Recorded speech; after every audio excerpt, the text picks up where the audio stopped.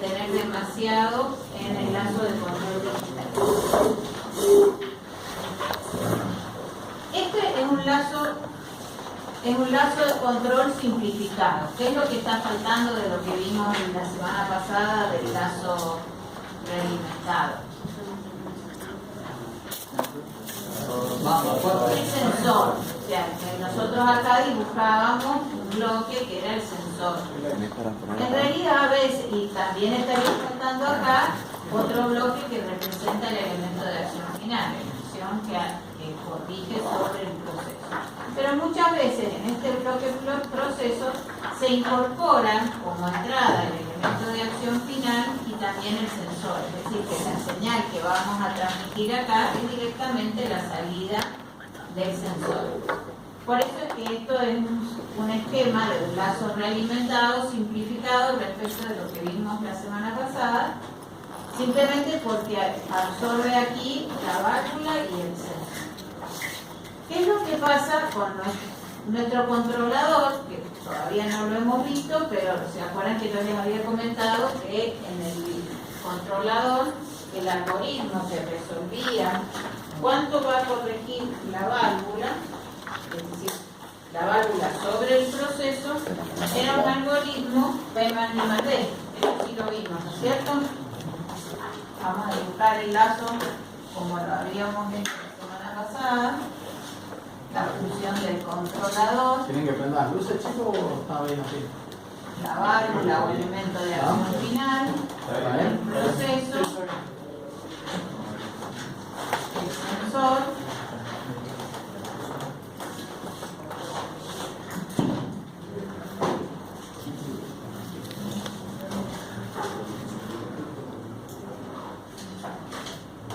nuestro valor deseado, nuestra variable controlada, la variable manipulada, que en este caso es cuánto varía la posición de la válvula y en este caso es la variación, por ejemplo, del caudal que regula esa válvula. Y aquí le vamos a poner B de T como la señal controlada, la variable controlada transformada en la salida del sensor. Entonces, ¿qué función cumple este controlador? Que lo que va a hacer este controlador es resolver la relación en función analógica de variables continuas P más I más D.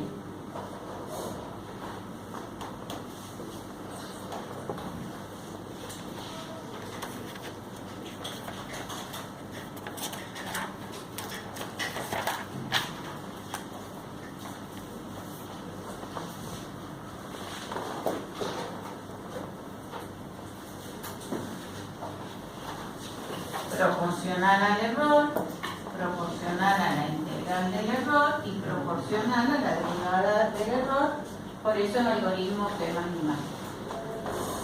Ahora, ¿qué es lo que pasa? Este error, que es una variación de una variable continua, como por ejemplo la temperatura, la presión, la densidad, la concentración de una determinada sustancia, va a ser censada por un elemento que también es continuo y va a generar una salida que habíamos dicho que en general esta salida era 4 a 20 miliamperes como señal eléctrica que va a modular entre 4 cuando está entregando la señal más baja del rango de medición de ese sensor hasta 20 cuando va a entregar el rango más alto. Este valor deseado también es una señal continua, por eso si nosotros graficamos la variable setPoint, por ejemplo, como un valor constante, nuestra variable controlada, que puede ser variable acotada, y el error sería en cada instante la diferencia entre lo que estoy midiendo, que es mi CDT, y lo que quiero como valor deseado, bueno, acá estoy tapando, como valor deseado, que es el valor de la variable del setPoint o del valor de referencia. Pero este error es un error continuo, por eso la función de transferencia, cuando uno aplica transformada de Laplace a esta expresión analógica, La función de transferencia de un controlador P más I más D es K sub C por 1 más 1 sobre I por S más D por S, en donde este K sub C es esta constante, que se la conoce como ganancia proporcional. Esta constante que es esto, este I que es este I, este D es ese D. Lo único que he hecho es aplicar transformada de Laplace a cada uno de estos términos, que va a quedar en función de este ds, y esta relación no es otra cosa que el cociente entre la transformada de Laplace de la variable manipulada y la transformada de Laplace del error. ¿Sí? Cuando yo le apliqué transformada de Laplace a esta señal de error y le apliqué transformada de Laplace a la variable manipulada, su relación es la función de transferencia del controlador. Y lo puedo hacer porque esta expresión es una expresión analógica. ¿Se acuerdan en matemática que una de las condiciones para poder resolver la transformada de Laplace es que la función sea continua? Entonces, esto lo puedo hacer porque en la función analógica P más I más D tengo una señal de error y parámetros constantes en donde puedo aplicar transformada de Laplace. Ahora, ¿qué es lo que pasa en los controladores basados en microprocesador? Cuando hagamos la práctica vamos a ver que en realidad este algoritmo hoy lo resuelve dentro del controlador físico comercial, digamos, un microprocesador. Y ese microprocesador va a resolver un algoritmo digitalizado. Por lo tanto, el algoritmo va a pasar de ser un algoritmo analógico a un algoritmo discreto. Entonces, ¿y por qué va a pasar eso además? Porque esta señal que yo realimento a través del sensor va a llegar como una señal 4 a 20 miliamperes, pero dentro del controlador habrá un conversor analógico digital que lo va a convertir en un valor binario de 8 bits, 16 bits, dependiendo de la resolución, y lo va a manejar internamente como un valor digital. El setpoint también va a ingresar al controlador digitalizado y por lo tanto ahora mi controlador va a recibir un error muestreado. Ya no va a recibir el error continuo EDT como señal 4 a 20 miliamperes, sino que internamente esa conversión a una señal digital va a hacer que después el manejo del algoritmo sea digital. ¿Y qué es lo que pasa? Ahí ya no puedo aplicar transformada de Laplace. Por eso aparece la transformada Z, que es la transformada de Laplace aplicada a sistemas muestreados. Y eso es lo que vamos a ver ahora.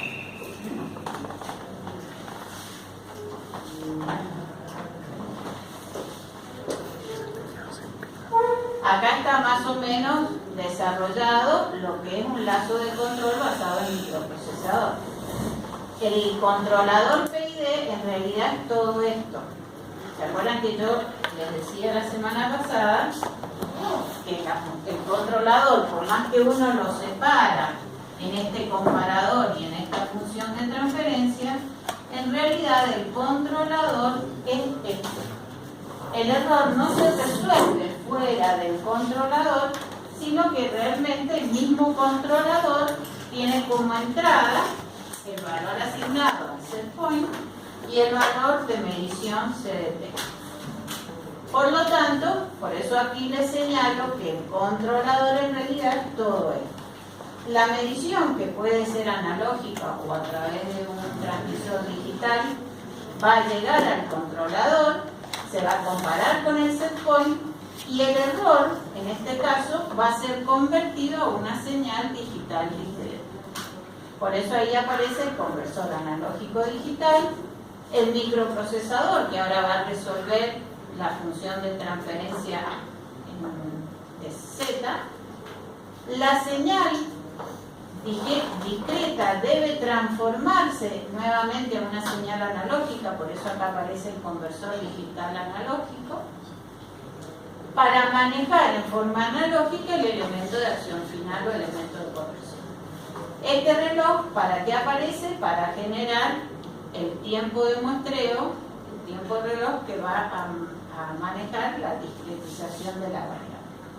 Entonces, por eso, nuestro controlador ahora va a recibir variables analógicas, va a recibir el set point, se va a transformar en valores discretos, va a resolver el algoritmo P más I más D discretizado y va a convertir la salida nuevamente a una señal analógica para actuar sobre el elemento de acción final. Bueno, acá un poco lo que comentaba es lo que les dije recién acá, la señal de salida del transmisor, está este símbolo de líneas punteadas, en los lazos de control, según la norma, es señal eléctrica. Cada vez que ustedes vean esta línea de rayitas, es una señal 4 a 20 mA. Cada vez que vean esta línea continua cruzada con 2 rayitas, es señal neumática. ¿Por qué? Porque el controlador va a sacar, digamos, hacia el elemento de acción final, una señal eléctrica, 4 a 20 mA. Pero lo que va a mover la válvula es variar la presión de aire sobre el actuador. En algunos casos, con actuadores eléctricos o electroneumáticos, directamente se entrega la señal 4 a 20 mA. Pero cuando los elementos de acción final son neumáticos, debo convertir esa señal eléctrica en una señal equivalente neumática que es 3 a 15 PSI. No sé si lo escribo. Es decir, aquí esta señal va a ser 4 a 20 miliamperes que se va a transformar en 3 a 15 PSI para que pueda hacer generar un cambio en el adaptador de la válvula. Esto se hace a través de un elemento que se llama conversor IP. Conversor de corriente a presión. Bueno. ¿Les queda claro el dibujo, chicos? El dibujo ese es como el resumen un poco de... lo que sería esto en el caso de un controlador digital. El reloj es muy importante porque es el que les va a dar a ustedes el tiempo de muestreo, ¿sí? Es decir, el reloj va a estar cada 1 segundo, cada 10 segundos, cada 2 segundos, cada lo que lo setemos, digamos, es lo que va a generar el muestreo permanente. Entonces la señal que es continua va a estar mostrándose cada ese periodo de tiempo permanente, ¿sí? Entonces es importante que tengamos en cuenta. Eso va a ocurrir en ese ejemplo antes, o sea, va a llegar al convertidor analógico digital de manera continua y va a salir de ahí de manera discretizada. Es decir, que dentro es el convertidor lo que va a generar el muestreo, ¿sí? Va a agarrar y la señal continua que van a tener la va a ir muestreando. ¿Cuál es la diferencia fundamental? Que en cierta manera yo creo que es lo que está dibujando Susana, es que es muy importante ese periodo T, porque ustedes pueden tener tiempos de muestreo muy grandes o tiempos de muestreo muy cortos.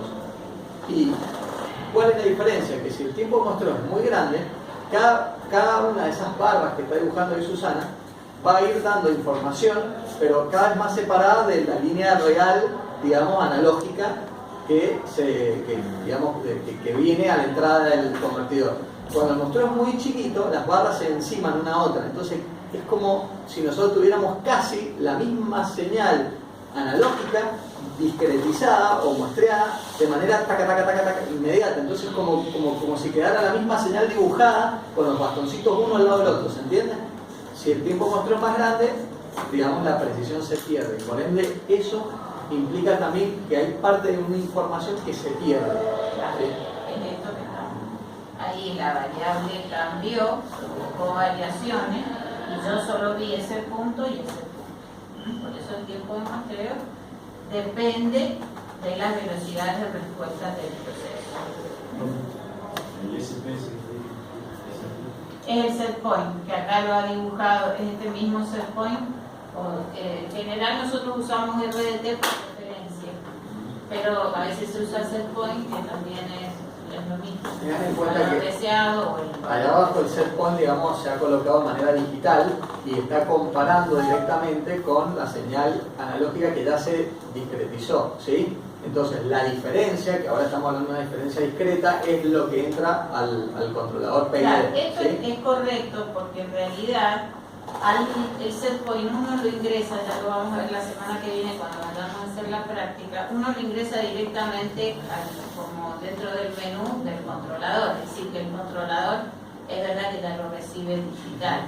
Esto que uno hace acá, de que lo recibe, lo entrega en forma analógica, es porque uno podría ponerle 24,4568 grados, hasta donde pueda resolver ese controlador. Pero, digamos, uno puede darle el valor que quiera en forma continua, pero después internamente el controlador lo va a trabajar como un valor discreto. Esa es la idea. Bueno, esta es la forma de un controlador PID comercial. Van a ver que siempre se visualiza en una ventana el valor deseado. Uno a través de estas teclas va a ir introduciendo el valor deseado, el valor de set point que quiere, y acá va a visualizar el valor de la variable censada. Es decir, va a visualizar el valor que recibe el controlador aquí. Así que este controlador está recibiendo dos datos. Esos dos datos yo los veo continuamente en el panel frontal. Voy a ver el valor de la variable controlada que entrega el sensor y el valor del set point. Uno entrando a este menú, después puede cambiar los ajustes P y D y ir haciendo algunas otras subrutinas que tiene. Pero básicamente eso es lo que es un controlador. Dentro de ese controlador que recibe señal de entrada, set point, señal de entrada CDT, va a tener una conexión a través de un cablecito como señal eléctrica 420 mA, que es el valor calculado de MDT.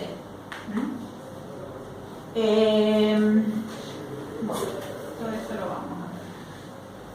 Vamos a ver que el PLC, cuando el PLC tiene entradas y salidas analógicas, que no todos lo tienen, la semana que viene yo les voy a mostrar uno de los PLC que tenemos, el más viejito, trabaja solo con entradas y salidas discretas.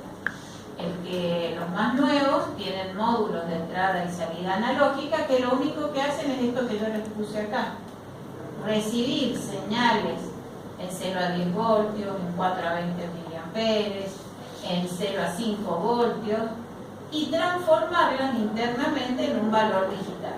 Porque el PLC también trabaja el algoritmo PID y toda la lógica escalera en forma digital. Pero ¿qué es lo que pasa? ¿Qué ventaja tiene un PLC moderno respecto al controlador que les mostré recién?